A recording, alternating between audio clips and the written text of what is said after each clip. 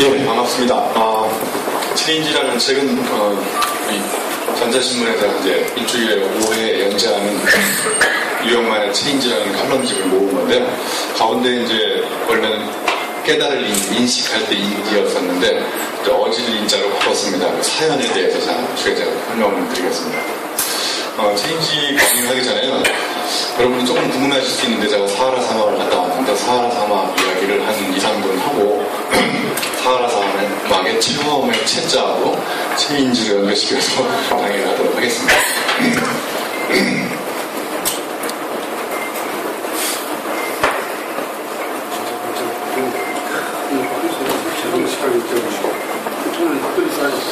예, 사하라 사막은 이제 이집트 카이로에서 한 버스로 3시간 정도 가면 이제 카이로에서 이제 사하라 사막이 나오거든요. 사하라 사막에 처음 갔을 때 이게 제가 이제 가서 사진 몇 가지 찍은 것 중에 제가 이제 또 사색의 향기라는 그 문화재단에 제가 이제 원장하고 있습니다. 사색의 향기는 이제 고도원의 아침편지처럼 이메일 수신자가 한 50만 명이 넘고요. 저기서 주로 하는 게 이제 문화 기행을 한다든지 작가 탐방, 그 다음에 뭐 독서 관련된 이야기를 하는 실제로 순수 비영리 단체입니다. 그러니까 제가 또 사색을 하지 않아서 얼굴이 사색이 된 사람들을 대상으로 사색을 좀 어떻게 해볼까. 그래서 저걸 가져가서 인증샷 하나 찍은 거고요. 그래서 사색의 향기 사하라 사막 이렇게 사막에 가서 이렇게 걸어다니다가 뛰다가 이렇게 아무도 걸어다니지 않은 모래에다 글씨 새기는 것도 재밌더라고요. 그래서 여러 가지 저 아이들하고 집사람 이름도 새겨갖고 왔는데 사막에서 사색 이런 말이 있는데, 사막에서 사색하다가 정말 얼굴이 사색이 될 뻔했어요. 그래서 이제 내년 4월에 이번에 갔다 온 이제 사막 이야기를 가지고 사막에서 만나는 인생 사막 시리즈에 대한 이야기를 책으로 나올 겁니다. 인생의 사막이 뭔지 잠시 여쭤보고. 그리고 이제 하루에 이제 40km 정도를 가는 건데요. 40km마다 컷 오프 타임이 있어요. 그래서 보통 이제 아침 7시에 출발해서 저녁 7시까지 들어오면 되거든요. 40km를. 근데 이제 더 주의하기 뭐냐면 10km마다 이렇게 체크 포인트가 있어요. 10km마다 이제 물도 주고 이제 뭐 의료진이 있어가지고 위험할 경우에 이제 의료진들이 와서 치료해주고, 특히 이제 발집이 아니라 발에 물집이 많이 생기잖아요. 최고의 벽인데 그런 것도 치료해주고 그러는데, 그 10km의 반인 5km마다 저렇게 halfway라고 있어요. 그러니까 당신 지금 5km 왔으니까 5km만 더 가면 물이 기다리고 있다. 그 다음에 이제 뭐 가서 좀 쉴 수 있고. 근데 그 5km가 그렇게 멀은지 한번 가보시면 알 거예요. 이제 저하고 둘이 같이 간 이제 한국에서 이번에 28명이 참석을 했고요.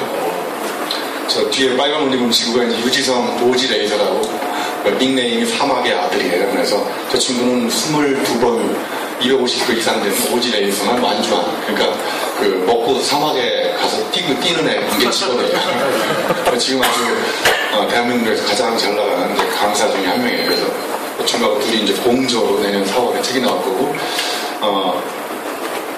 그들 사막에 가다 뭐 이런 제목으로, 아무튼 왜 사막에 갔어? 두 남자가 사막에 가는 까닭이라는 그런 식으로.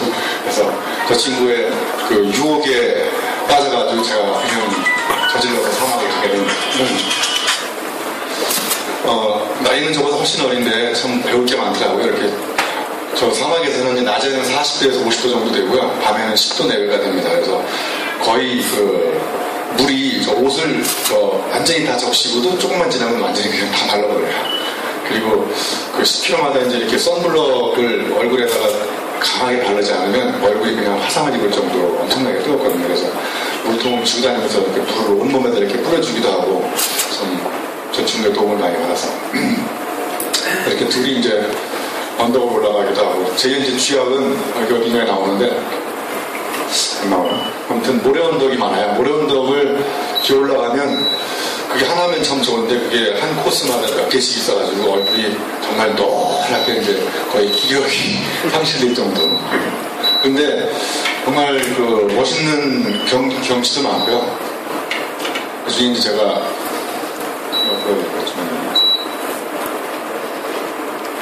사진도 없어졌고 제가 이제 이번에 본 것 경관 중에서 가장 멋있는 경관이 뭐냐면 보통 이제 그 40km를 정말 믿지 못할 정도로 4시간 만에 들어오는 사람도 있어요. 40km를.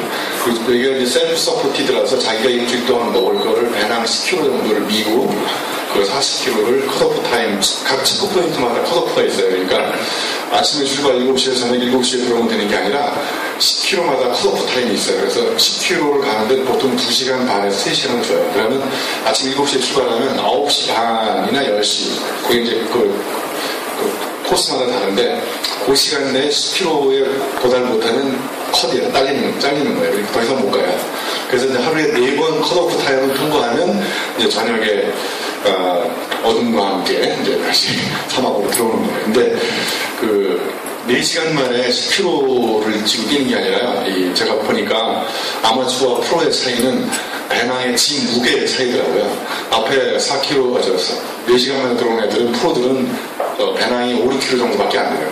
우리는 이제 먹을 거 다 챙겨가지고 비빔밥 이런 거 다 드시고 그러니까 그게 한 10kg가 넘는 거죠. 그러니까 10kg를 미고 40kg를 걷거나 뛰거나 해서 제한 시간 내에 들어가야 되니까 거의 이제 들어오는 날은 기진맥진하는 것이고 그 다음에 앞에 프로들은 4시간에 들어오니까 11시에 들어오잖아요. 11시에.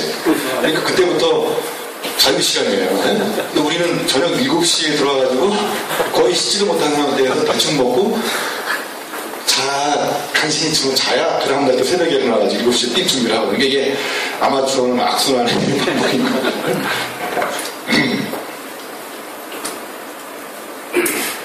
그리고 이제 제일 멋있었던 장면 중에 하나는 이제 바로 해가 넘어가려면 말랑할 때 정말 노을이라는 게 너무나 이렇게 아름다운 거하고 그 다음에 이제 해가 순식간에 넘어가면서 뒤를 보면 이 해가 넘어가면서 동시에 뒤에 달이 쫙 올라와요. 그러니까 선셋과 문라이즈의 그 중간에 제가 딱 있는 거예요. 그 장면을 제가 사진 여러 가지 찍어왔는데 이번에 이제 제가 거기 간 거는 포카라는 프랑스 신발 회사가 스폰서를 해줬어요. 그래서 신발부터 옷까지 다 후원을 해주고 경비 일체를 지원받고 나머지 이제 대가로 포카 신발을 책이 나오면 이제 표지에도 광고해주고 강연에 할 때도 이렇게 광고하면 조금 이제 포카 신발에서 지원을 해줬는데 아무튼 유지성 작가 그 친구하고 같이 가서 내년 이제 4월에 책이 나오는데 책이 나오기 전에 사진을 너무 많이 공개하지 말라는 그런 부탁을 받아서 오늘 제가 사진 몇 가지만 보여드리려고 합니다. 사진 기자가 따라가서 찍은 거예요? 사진 포토 기자하고 출판사 편집자가 같이 동행을 했었고요. 편집자하고 포토 전문 기자는 찌차를 타고 저희는 죽어라고 뛰어나가서 랜드로버를 타고 기가 막히게 발이 푹 빠지는 데를 언덕도 참 찌차가 어떻게 올라가는지 경력 10년이라고 그러는데요. 차 바퀴가 빠지면 또 순식간에 또 튀어나와가지고 또 따라오고 참 찌차를 타고 싶은 강한 욕망을 느꼈습니다. 몇 킬로였죠? 네? 250km.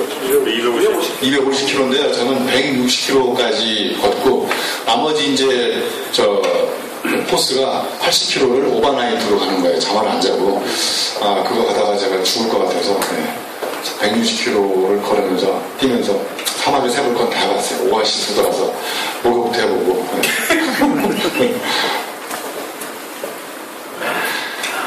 이 얼굴을 보면 자세히 보면 얼굴이 빨갛게 익은 상태인데 그리고 보니까 저는 이제 복장을 속옷 2장, 그 다음에 바지 3개, 위에 4개 이렇게 가져갔는데 그것도 아마추어더라고요. 보니까 프로들은 딱 하나씩만 갖고 오더라고요. 윗돌이 하나, 속옷 하나 다 전에 빨아가지고 아침에 집에 나가면 그 뜨거운 저기가 다 바로 말라버리고 그래서 근데 우리는 이제 나중에 정말 천근만근 되는 어깨 배낭 무게 때문에 이 어깨에 피가 안 통해요. 그래가지고 이 등을 이렇게 배낭을 손으로 끌어올려서 이렇게 해봐야 여기 피가 이렇게 통하고 그래서 역시 이제 제가 잠시 설명드리겠지만 이제 이 짐과 줌의 차이를 깨닫게 됐어요. 그래서 초보자는 짐이 많고 아마추어 보이스로. 근데 그 신영목 교수가 그랬잖아요. 그 교도소를 옮겨 다니는데 보니까 초보 교도소의 수감자하고 오래된 15년, 20년 경력자하고의 차이가 그 옮겨 다니는데 짐의 차이가 오더라고요. 그래서 짐이 많은 사람일수록 자기 두 손에 가득 쥔 사람일수록 남의 것을 들어줄 여유가 없다는 거예요. 왜냐면 내가 지금 두 손에도 짐을 쥐고 있고 배낭한 거 다지고 있으니까 남에게 무거운지 들어줄 여유가 안 생기는 거죠. 근데 내 몸이 가벼우면 옆에 사람한테 이렇게 눈이 돌아가면서 저 사람 짐을 들어줘야 되는 생각이 든다는 거예요. 그래서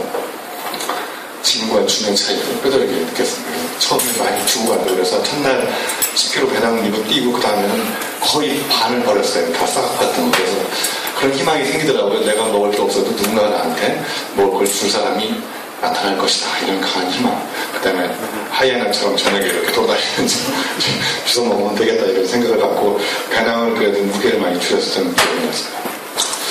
자, 그 다음에 제가 또 사막에 가서 깨달은 것 중에 하나는 추상명사와 보통명사의 차이를 한번 좀 뼈저리게 느꼈는데요. 우리가 흔히 얘기하는 이제 사랑이라든지 뭐 열정, 행복, 뭐 이런 등등의 추상명사가 이 관념의 파편이 아니라 그런 모든 추상명사가 우리의 일상생활의 보통명사로 되는 방법은 작은 실천을 일상에서 하게 되면 그게 이제 체험이 누적되다 보면 그게 추상명사가 우리 일상생활과 긴밀한 보통명사가 될 수 있겠다. 간단하게 예를 들면 사랑이라는 게 행복이라는 게 추상명사가 아니라 우리가 주변에서 조금만 실천을 하면 그런 것들이 다른 사람들한테 아름다운 사랑으로 다가갈 수 있는 그런 리더로 관행으로 접근될 수 있는 이런 게 너무나 많이 있을 수 있다는 걸 깨닫게 됐고요. 그 다음에 이제 잘 아시겠지만 제 한계가 160kg구나 이런 걸 느꼈어요. 그러니까 제 한계가 앉아서 책상에 앉아가지고 어디까지인지는 알 수 없고 직접 가봐야 내 한계가 여기까지구나.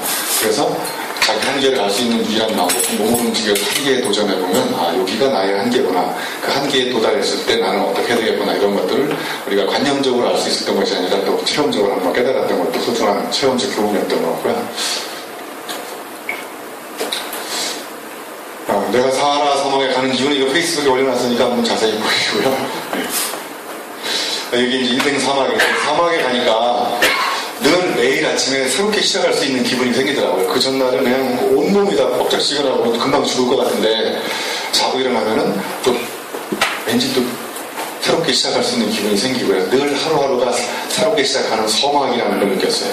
그 다음에 이제 사막은 낮에는 막막합니다. 가도 끝이 없고 언제 저기 10km가 또 체크포인트가 다가오는지 또 밤이 되면 또 굉장히 적막합니다. 네? 삭막하기도 하고 그 다음에 사막에는 오아시스라는 주막이 있더라고요. 그래서 주막이 있는 희망을 가지고 사하라 사막을 건. 그래서 사막에서 만나는 인생의 4가지 사막에 대한 이야기를 이제 시간 나는 대로 제가 페이스북에 또 자세히 올려놓도록 하겠습니다. 사막에서 보는 6가지 모습인데요. 첫날 아침에는 주로 기세등등합니다. 자, 초반에는 굉장히 사람들이 달려요. 뭣도 모르고. 그때는 발걸음도 없고 기세등등합니다.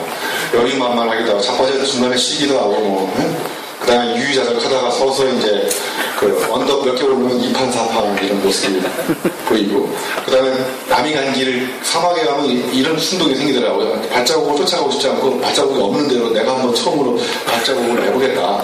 그렇게 갔다가 30분 갔다가 잘못 헤매가지고 오리문중으로 헤매는 이런 충동이 옵니다. 그 다음에 이제 저녁 때 들어오는 날은 이제 들어오자마자 배낭 집어 던지고 그냥 완전히 기진맥진한 상태에서 퍼져있는 이런 그래서 이 사막에서 하루가 바로 인생의 하루살이가 인생을 하루에 요약해서 살듯이 여기 사막에서 하루에 요약해서 사는 이런 모습도 우리가 사막에서 볼 수 있었던 것 같아요. 그래서 모든 삶은 경이로운 기적이라는 거. 이게 제가 아이폰으로 찍은 사진인데 이게 선셋인지 선라이즈인지 잘 기억이 안 나죠. 아무튼 저렇게 되는 뒤에 장면을 보면 또 달이 또 올라오기도 하고 아무튼 제가 이제까지 본 달 중에서 저렇게 크고 저렇게 아름다운 달을 처음 봤어요. 사막에 가서 한번 그래서 내가 사하라 사막에 레이스라도 온 사람인지 이 달과 선셋과 문라이즈 사이에서 이 경이로운 체험을 하는 관광객인지 잠시 착각을 하고 있다가 그러니까 벌써 어두워졌더라고요. 그래서 체크포인트에 컷오프 타임 7시에 안 걸리려면 추가하고 가야 되고 이런 여러 가지 경험들을 하고 왔습니다. 그래서 삶은 journey이고 나도 트립이라는 말이 있잖아요. 그런데 저 사막에서도 절반, 한 60% 이상은 기록을 위해서 전속력으로 달리는 사람들이 많더라고요. 왜 사막까지 가서 이렇게 달릴까? 평지에서도 얼마든지 달릴 수 있는데 여기 얼마나 멋있는 경치가 많고 우리 주변 사막의 언덕, 모래알 하나 이런 모든 것들이 다 그 순간 이 내가 살아있다는 이 존재 자체, 생명의 어떤 신비 이런 것들을 순간순간 느끼는 것이 정말 기적이었다라는 걸 느끼면서 삶은 비즈니스 트립이 아니라 사색을 하면서 서서히 여유롭게 가는 어마어마한 여정이라는 걸 느끼게 됐습니다. 그래서 이제 경험과 체험의 이야기를 해보려고 하는데 여기 보시면 조수는 경험하지만 운전수는 체험한다. 여러분은 지금 사막에 대해서 간접 경험한 거잖아요. 제가 체험한 것을 가지고. 그래서 운전수는 옆에 아무리 조수를 데리고 길을 찾아가면 다시 간 길을 찾아갈 수 있는 확률이 높은 사람은 운전수가 체험을 했고 조수는 경험을 했기 때문에 조수가 다시 찾아갈 확률은 희박하잖아요. 그죠? 그러니까 우리가 살아있을 날 남은 나이가 몇 살 안 남았다고 했을 때 우리가 해봐야 될 체험의 가지수, 다양성 어마어마하게 많지 않습니까? 그래서 그런 체험 속에서 우리가 해보지 않았을 때 그 가만히 책상에 앉아가지고 관념적으로 느꼈던 것, 머리로 생각했던 것들을 가슴으로 느껴볼 수 있는 이런 시간들이 솔직히 며칠 안 나왔잖아요. 그죠? 그랬을 때 우리는 사하라 사막도 가보고 근데 지금 저보고 사하라 사막 다시 가라고 하면 안 갑니다. 한 번으로 족하는 경우이고 그래서 히말라야를 또 산으로 올라가볼까 체인지 이야기를 잠깐만 하겠습니다. 제 개인적으로 이제 67번째 책이고요. 전자신문에다가 이렇게 글을 연재할 수 있도록 도와준 우리 전자신문 관계자분들한테 감사의 말씀드리고요. 이렇게 강제로 글을 쓸 때는 괴로웠지만 책이 나오니까 또 즐겁더라고요. 그래서 즐거운 괴로움과 괴로운 즐거움에 대해서 제가 며칠 전에 써놨었는데 아무튼 이 체인지에 대한 것들을 매일매일 글을 써야 되니까 모든 것들을 전부 다 이제 글 감으로 이렇게 보기 시작하더라고요. 그래서 아이디어가 떠오를 때마다 키워드 몇 가지를 적어놓고 일주일에 5회를 써야 되니까 2주차 10회분을 미리 써가지고 주면 2주를 쉴 수가 있는데 2주가 그렇게 빨리 돌아오는 거를 여러분들 칼럼을 써보시면 2주의 인생이 너무나 빨리 시간이 없는데 제가 짧게만 말씀드리겠습니다. 체인지가 무엇이고 왜 체인지인지 체인지로 체인지하고 그러면 나의 체인지는 뭔지 동영상 하나 잠깐 보실게요.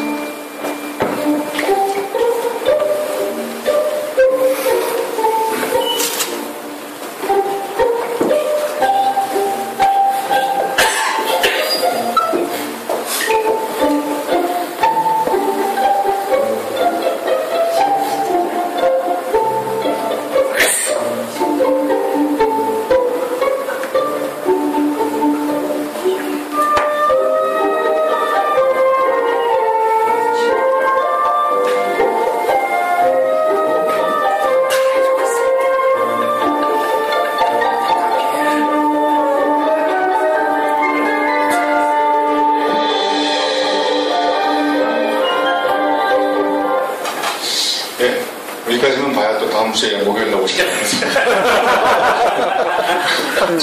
체험과 경험의 차이, 제가 간접적으로 설명하는 것보다는 히말라야 다녀오신 분의 체험하고 히말라야 이야기를 그냥 들어본 사람하고의 차이가 너무나도 체험적으로 다가올 것 같아요.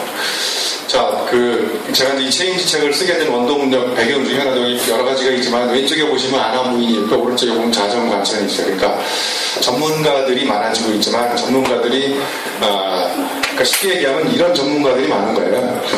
싸가지 없는 전문가들 있잖아요. 여기 이예수 씨가 싸가지 없는 게 개념이 없고 교양이 없고 양심이 없고 예의가 없는 이 네 가지가 없는 애들이 싸가지 없는 애들이래요.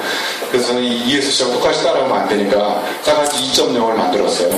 싸가지 2.0. 남을 존중하지 않고 배려하지 않고 매사에 감사할 줄 모르고 겸손할 줄 모르는 이런 놈들이 바로 싸가지 2.0이야. 이런 싸가지 없는 전문가들이 점점 많아지는 이유는 체험적 깨달음이 없이 책상에 앉아가지고 관념의 파편을 축적했을 때 생기는 그런 전문성이 싸가지 없는 전문가로 탄생할 가능성이 있지 않느냐 그런 생각을 해봤고요.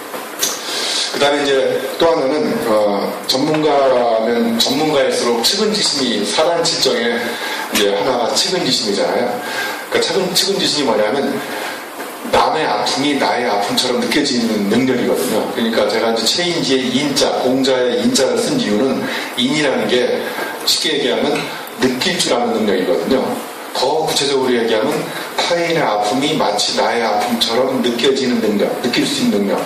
이게 마비되면 예를 들면 지나가다가 그냥 칼을 찔러버리는 거거든요. 왜 찔르냐면 그 칼을 찔렀을 때 상대방이 아프다는 거를 나의 아픔처럼 느끼지 못할 때 칼을 들이대는 거거든요. 그래서 공자가 얘기한 것도 바로 인이 마비되면 사회적으로 범죄들이 많아진다. 그래서 체인지의 인자를 제가 이제 공자의 인자를 쓴 것도 이 측은지심이라고 하는. 그래서 전문가일수록 타인에 대한 관심과 배려도 있어야 되지만 다른 사람들이 겪고 있는 아픔, 슬픔, 외로움, 고독 이런 것들을 어떻게 치유할 것인지 나의 전문성을 가지고 그 사람들을 위해서 어떻게 활용할 것인지 이런 생각들이 많아지면 많아질수록 체인지의 그 인자가 더더욱 심화돼서 우리가 원하는 이제 전문가가 될 수 있다는 거고요.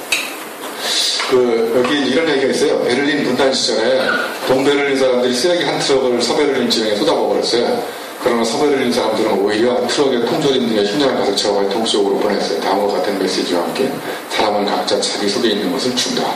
네. 남이 쓰레기를 주면 나도 쓰레기를 주는 것이 아니라 내가 어떤 것을 상대방한테 담아주는지에 따라서 이게 바로 이제 타인에 대한 관심과 배려와 책임지심의 발로가 아닐까 이런 생각을 해봤습니다. 그 다음에 우리가 이제 지덕체라는 말을 하잖아요. 그 지덕체가 원래 탄생한 것은 지덕체 3자 조화 균형인데 너무 지식을 강조한 나머지 덕과 체가 실종되니까 요즘에 이걸 뒤집어가지고 체, 덕, 지로 해야 된다 이런 말하고 똑같이 같은 연장선상에서 저도 이제 체인지라는 거를 이제 화두를 만들어 본 거고요. 그래서 이게 또 설명하기 참 어려울 수 있는데 여기 보시면 이제 아리스토텔레스가 얘기하는 이제 프로네시스라는 말이 있는데요. 저게 반말로 얘기하면 실천적으로 깨달은 지혜가 프로네시스예요. 그래서 이미 벌써 아리스토텔레스가 니코마코스 윤리학이라는 책에서 저런 실천적 지혜를 만들었는데 쉽게 얘기하면 이런 거예요.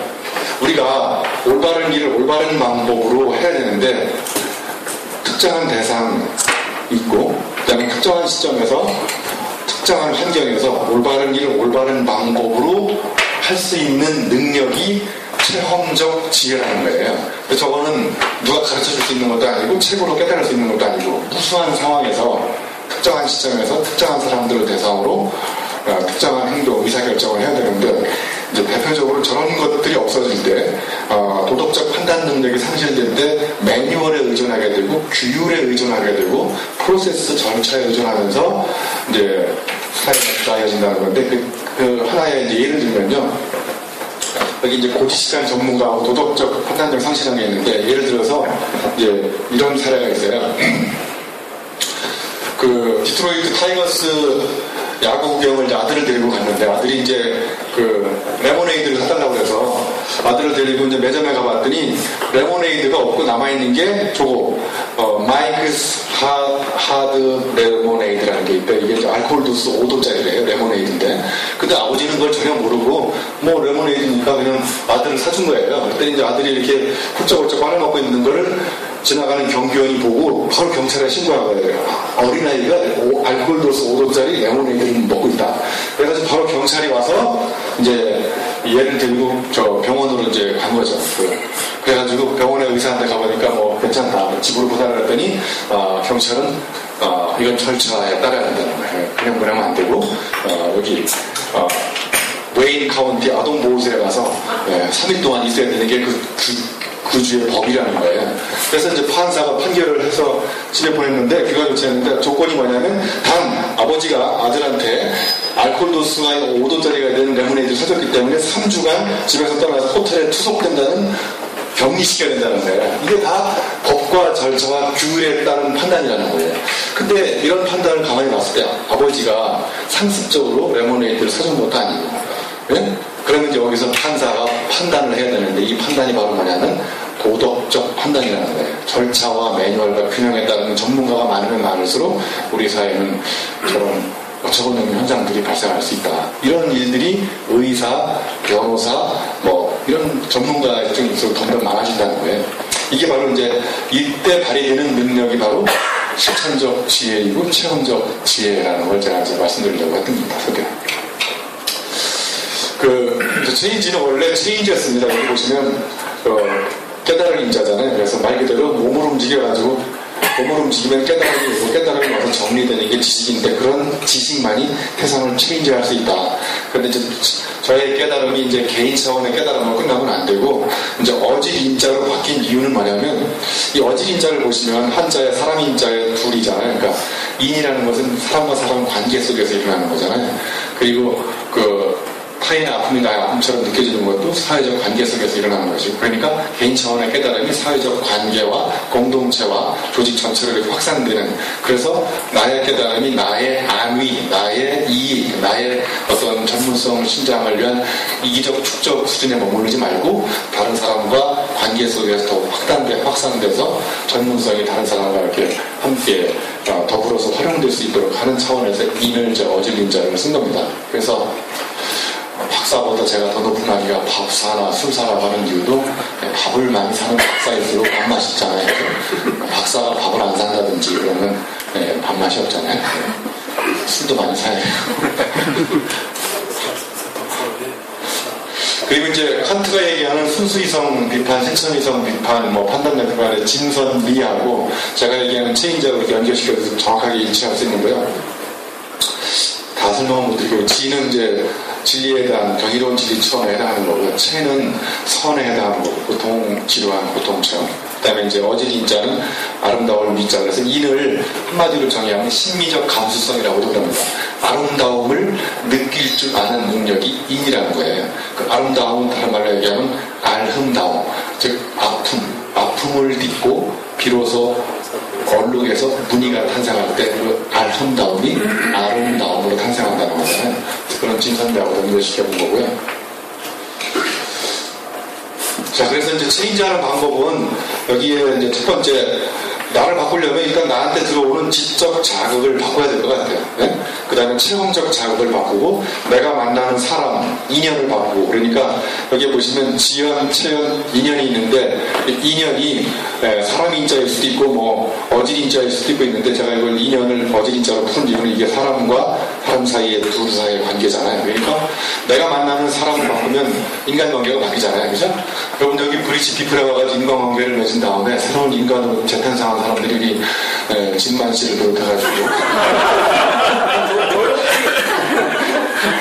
아무튼 인간관계가 바뀌면 그러니까 내가 만나는 인간을 바꾸면 인간관계가 바뀌면서 내가 바뀌는 거거든요. 그 다음에 제가 쓴 체인지 책을 읽고 사람이 헷가닥하는 지적 자극이 바뀌는 사람도 있고 나는 사하라 사막에 갔다 와서 체험적 자극이 바뀌니까 감정적으로 생각했던 것을 훨씬 더 능가하는 그런 깨달음을 제가 얻게 된 거고요. 그래서 이 세 가지에 대해서 하나씩 설명하기는 좀 그렇고 여기까지만 설명을 하고요. 동영상 잠깐만 나오고요.